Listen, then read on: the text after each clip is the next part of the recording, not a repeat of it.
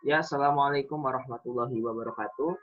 Selamat pagi, siang, sore, malam, teman-teman semua. Balik lagi bersama saya Abdul Hafiz Doni Strabah dan kali ini saya akan mencoba meng-sharing kepada teman-teman semua mengenai teknik berpidato atau intonasi dalam membacakan suatu pidato.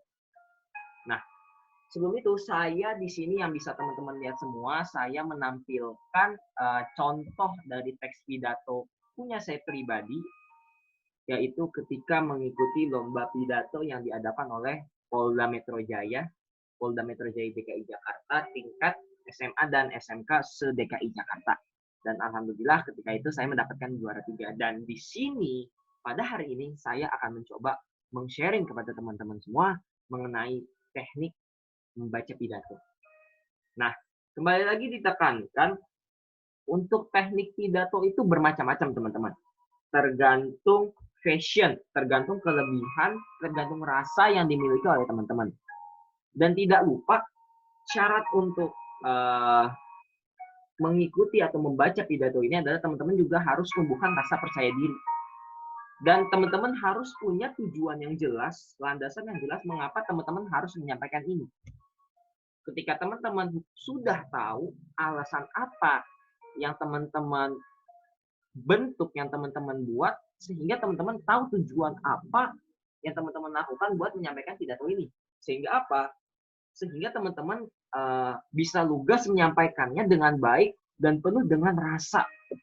Karena ada perbedaan di mana seorang yang menyampaikan pidato itu tidak akan sampai nilainya, esensinya kepada pendengar ketika dia tidak mempunyai tujuan yang jelas untuk apa dia berbicara di depan umum. Nah, lain cerita ketika dia minimal mempunyai tujuan yang jelas mengapa dia itu menyampaikan pidato untuk teman-teman, untuk audiens. Ketika teman-teman mempunyai tujuan, teman-teman akan bisa memberikan value, menyampaikan value kepada audiens. Seperti itu. Dan di teks pidato ini teman-teman harus bisa melihat bahwasanya pidato ini dibagi menjadi 3 dan ini akan mempengaruhi logat ataupun intonasi dari setiap kalimat yang dihasilkan berdasarkan struktur teks pidato. Yang pertama di bagian pendahuluan. Dan di bagian pendahuluan ini akan sangat penting, akan sangat bernilai dan menentukan apakah teman-teman diperhatikan ke depannya ataupun tidak. Jadi bagian ini juga bagian yang sangat penting yang tidak bisa teman-teman remehkan. Nah, untuk bagian yang kedua adalah bagian isi. Ini pun puncak dari isi pidato teman-teman atau value yang pengen teman-teman sampaikan kepada para audiens. Untuk itu, teman-teman di sini harus bisa menjaga ritme. Agar apa? Agar audiens yang mendengarkan pidato kamu, pidato Anda, tidak merasa bosan. Karena masalah utama yang dihadapi seorang pengkhotbah atau dai atau pidato atau orator adalah audiens yang mendengarkannya merasa bosan ketika dia sedang di pertengahan melakukan pidato. Sehingga value yang ingin disampaikan orator ini tidak sampai secara maksimal kepada audiens. Oke? Dan yang bagian terakhir yaitu bagian penutupan, di mana teman-teman di sini bisa mengajak para audiens untuk mengulas kembali apa yang teman-teman sampaikan. Sehingga apa? Sehingga mereka kembali bisa mengulas atau bisa mengetahui value yang ingin disampaikan oleh kalian sebagai orang yang menyampaikan pidato itu. Nah, tentunya ini tidak mudah, teman-teman. Tidak mudah. Dan teman-teman akan terbiasa ketika teman-teman melatih kemampuan teman-teman, skill teman-teman, agar teman-teman bisa berbicara di depan umum. Seperti contohnya teman-teman, kalau saya yang diajarin sama pelatih saya dahulu adalah ketika teman-teman tidak mempunyai kepercayaan diri untuk berhadapan di depan umum, melihat mata, melakukan kontak mata terhadap audiens, teman-teman bisa melihat dahi dari audiens itu terlebih dahulu. Lakukan itu sesampai titik di mana teman-teman sudah terbiasa.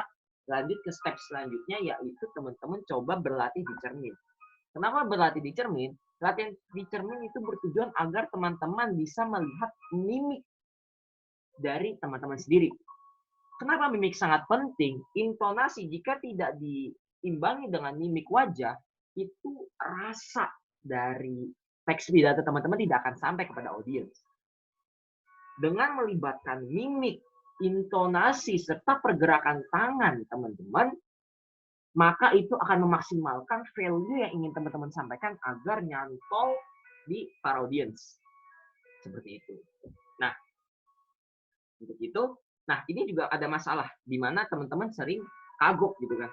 Ketika kagok, ketika takut, teman-teman akan tiba-tiba lupa gitu kan. Lupa untuk, wah selanjutnya apa nih teks pidatonya. Nah, saran saya sebaiknya teman-teman tenang, karena ada suatu teknik di mana teman-teman ini tidak boleh, ini aturan dalam pidato yang saya ketahui bahwasanya ada beberapa teks yang dibaca boleh terburu-buru, ada juga poin di mana teman-teman itu nggak boleh buru-buru membaca.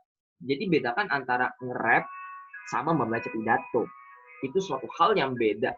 Nah, tapi awamnya kita, itu kita membaca, menyampaikan pidato ini seperti membaca. Dan kedua, cepat sekali. Sehingga value-nya nggak nyampe secara maksimal. Seperti itu. Nah, oleh karenanya, baca pelan-pelan, gunakan mimik yang baik, intonasi yang bagus, sehingga teman-teman bisa menyampaikan value-nya kepada para audiens. Coba perhatikan dari awal sampai akhir saya berbicara kepada teman-teman semua. Saya tidak menggunakan diksi atau intonasi yang monoton. Tidak. Saya pun tidak berbicara begitu cepat.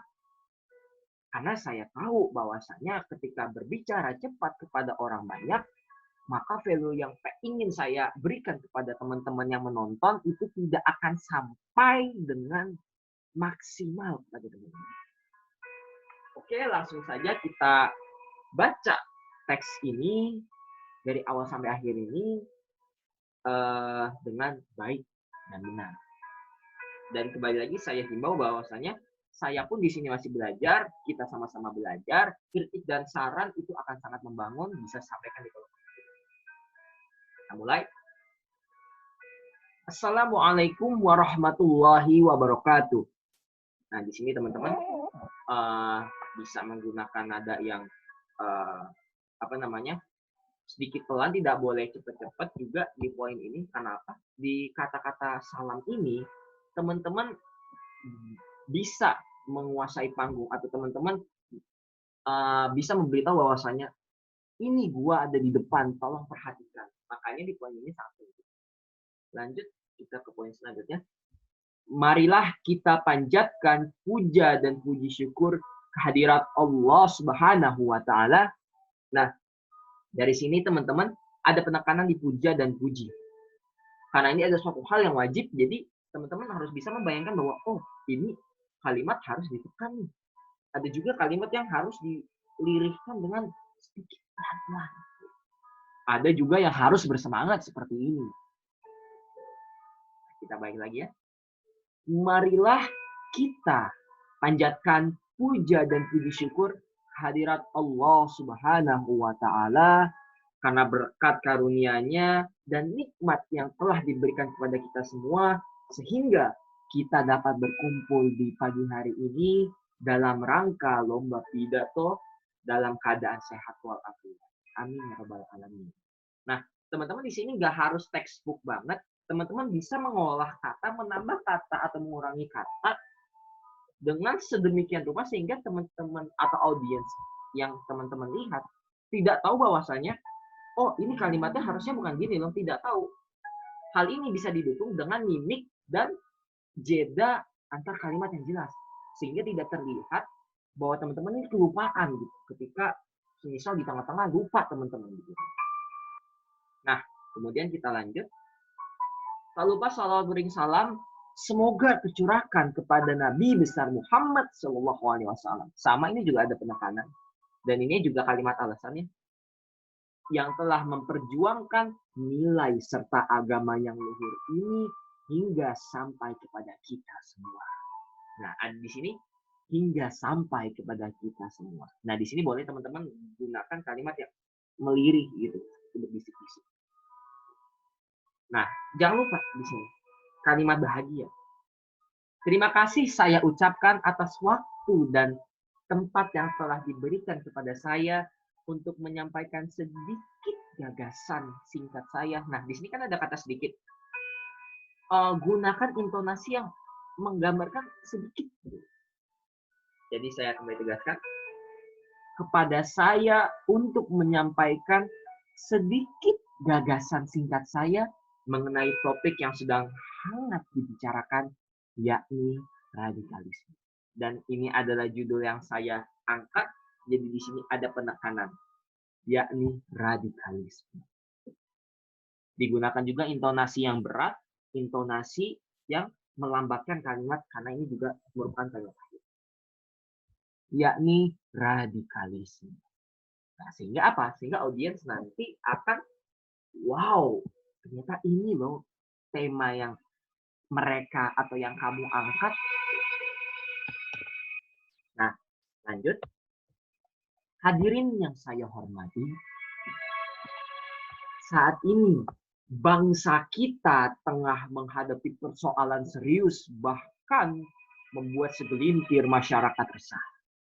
Seperti yang kita ketahui bersama, belakangan ini kita dibuat geram oleh aksi-aksi yang mengatasnamakan jihad, namun sangat bertentangan dengan ajaran agama. Dan tindakan ini didasari oleh paham radikalisme. Nah, bisa teman-teman lihat kan? Di sini ada penekanan nih. Di sini kalimatnya santai dulu. Seperti yang kita ketahui bersama, belakangan ini kita dibuat, ada penekanan kata di sini, geram oleh, ada penekanan juga di sini. Jadi geram dan aksi ya, dibuat geram oleh aksi-aksi yang mengatasnamakan jihad, namun sangat bertentangan dengan ajaran agama, dan tindakan ini didasari oleh paham radikalisme. Lanjut. Sebelum kita membahas lebih lanjut apa itu arti radikalisme, saya akan menjelaskan terlebih dahulu arti kata dari makna radikal. Sebuah istilah yang netral dapat berubah konotasinya menjadi negatif bila istilah tersebut selalu dan selalu dikaitkan dengan hal-hal yang negatif. Nah, bisa teman-teman perhatiin di sini. Tadi saya tidak mengucapkan kalimat yang persis. Karena teman-teman bisa merangkai kata sedemikian rupa sehingga kalimat ini menjadi indah. Gitu. Kenapa? Karena pidato itu juga tidak merta-merta harus textbook sesuai dengan teks yang teman-teman buat di awal. Seperti itu. Lanjut ya. Salah satunya adalah istilah radikal. Yang tertanam dalam pikiran kita semua saat ini adalah radikal itu berkonotasi negatif. Kebebasan, bom, kekerasan, dan hal-hal negatif lainnya. The question is, pertanyaannya adalah, mengapa hal ini bisa terjadi? Ya, karena mayoritas media zaman sekarang. Nah, di sini tuh tadi saya ada suatu hal yang saya lupakan. Saya ketika tadi barusan mengucapkan, saya lupa nih kalimat selanjutnya apa sih. Nah, teman-teman harus pintar, harus jeli, teman-teman bisa menggunakan atau memilih diksi yang lain. Dan buatlah seakan teman-teman itu tidak melakukan kesalahan. Seperti itu. Kita lanjut ya. Saya yakin pemahaman mengenai hal ini. Nah, dari sini ya. The question is, mengapa hal ini terjadi? Ya, karena mayoritas media saat ini menggunakan kata radikal ketika memberikan berita kekerasan. Dalam KBBI, radikal sendiri itu memiliki arti yakni segala sesuatu yang sifatnya mendasar sampai ke akar-akarnya atau pada prinsip. Nah, jadi dapat kita simpulkan, nah di sini ada kalimat bahagia nih, karena apa yang diartikan dari paragraf sebelumnya sama konotasi masyarakat itu berbeda, teman-teman. Jadi teman-teman harus bisa menjiwai dari setiap kalimat. Jadi dapat kita simpulkan bahwa sebenarnya makna radikal ini bernilai positif. Contoh, seperti istilah muslim. Saya yakin pemahaman mengenai hal ini sudah mendarah daging dan dikaitkan dengan hal-hal yang berbau dengan terorisme. Padahal jika kita kaji lebih dalam istilah muslim radikal, jika sesuai artinya KBBI adalah orang Islam yang melaksanakan ajaran sesuai prinsip Quran dan Sunnah yang penuh dengan kedamaian. Lalu yang menjadi pertanyaan kembali, mengapa Muslim radikal itu bisa bermakna negatif? Saya sebut hal ini karena salahnya kita memaknai suatu istilah radikal dan saya tarik kesimpulan bahwa sebenarnya yang menjadi inti atau akar permasalahan utama adalah penyalahgunaan kata radikal yang berimbas tentunya pada salah mengartikan makna atau istilah radikal. Nah, di sini ada istilah radikal. Saya melakukan dengan melirik-lirik. Agar apa? Agar audiens itu bisa merasakan bahwasanya, wah, benar juga ya ada penyalahgunaan radikal. Seperti itu. Lanjut lagi ya. Dan tentunya saja saat ini menjadi PR penting. Nah, itu tadi agak salah tuh. Yang benar adalah, dan tentu saja ini menjadi PR penting bagi kita semua. Nah, pentingnya ada penekanan. PR pentingnya. Dan tentu saja saat ini menjadi PR penting bagi kita semua untuk memberikan pengertian atas makna sesungguhnya dari sifat radikal atau istilah radikal ini. Bagaimana semua tokoh masyarakat, tokoh pendidikan, hingga pemerintah terlibat dalam pemahaman makna radikal yang sebenar-benarnya seperti pada saat pemberian pelajaran, seminar, serta penyuluhan-penyuluhan lainnya. Karena kita semua tahu di luar sana banyak sekali kaum-kaum radikalisme yang asli yang terus mendoktrin paham-paham radikal yang salah. Dan yang lebih mengerikan lagi adalah sasaran atau target utama mereka adalah kalangan pemuda. Kalangan apa? Kalangan pemuda.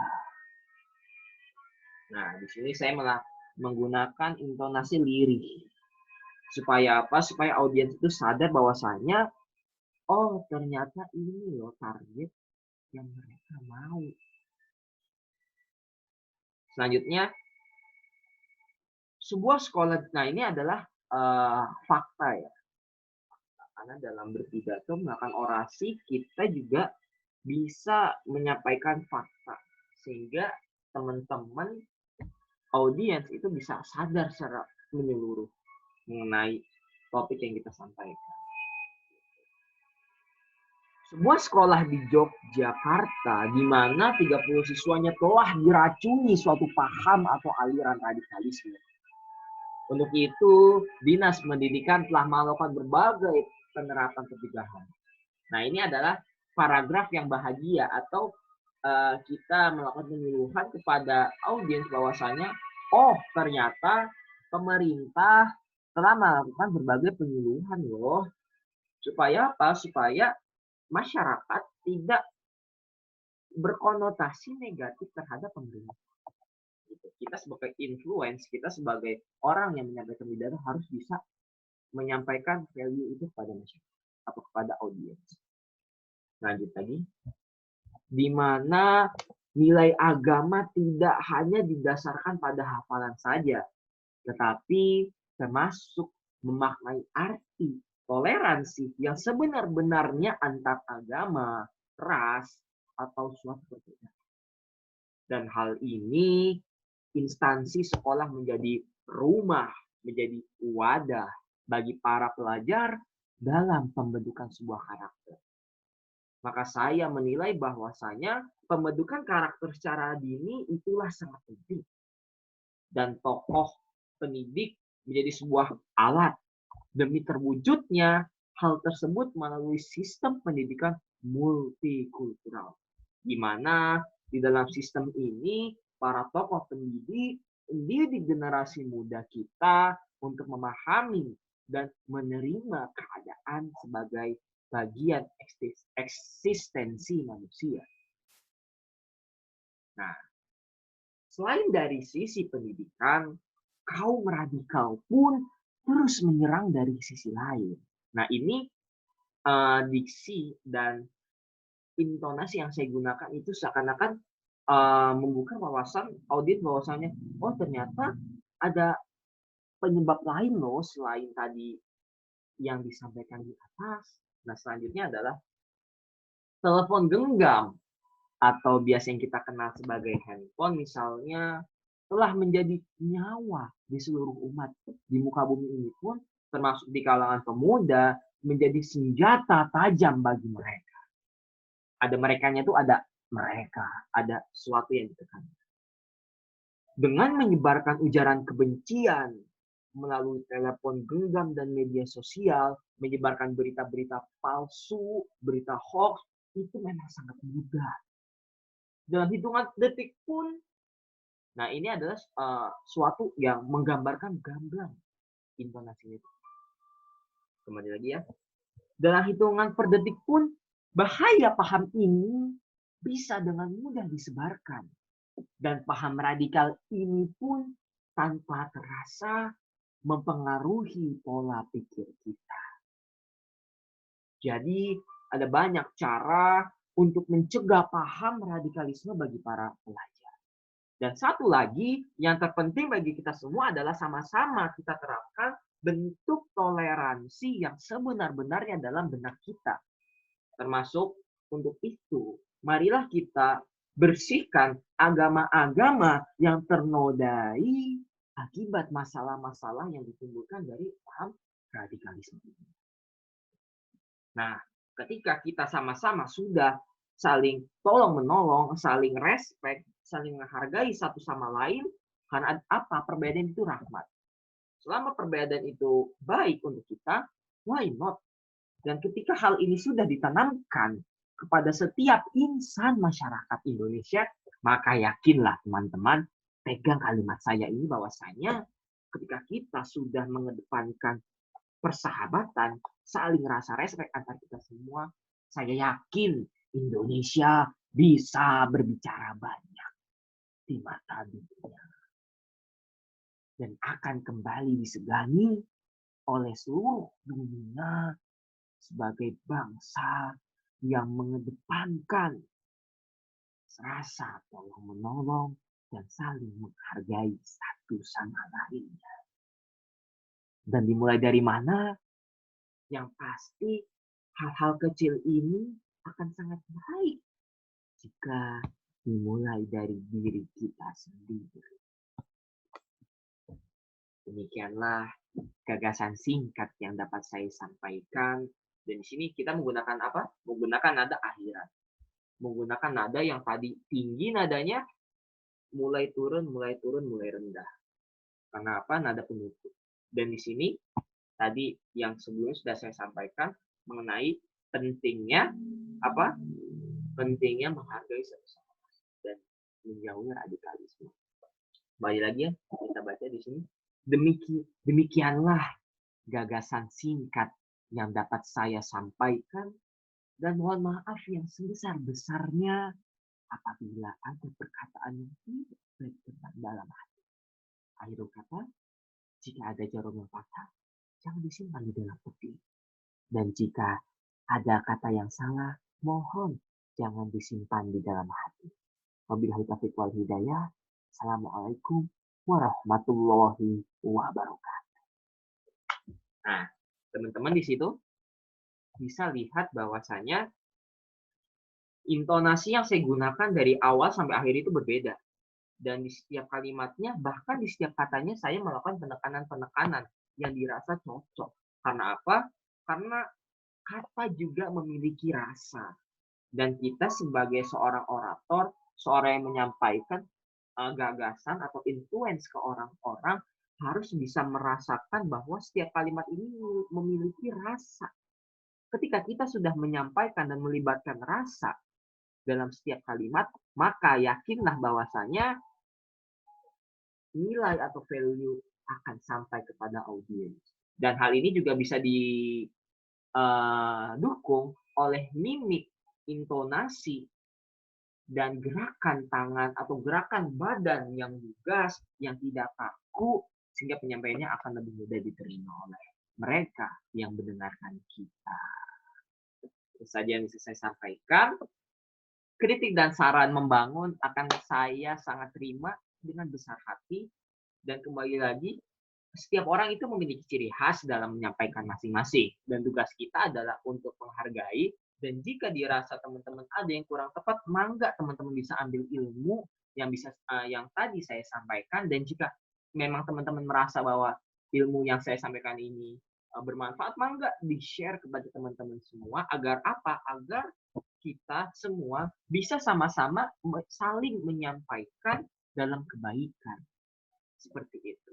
Terima kasih. Thank you very much. Hatur nuhun sadayana. Saya Abdul Hafiz.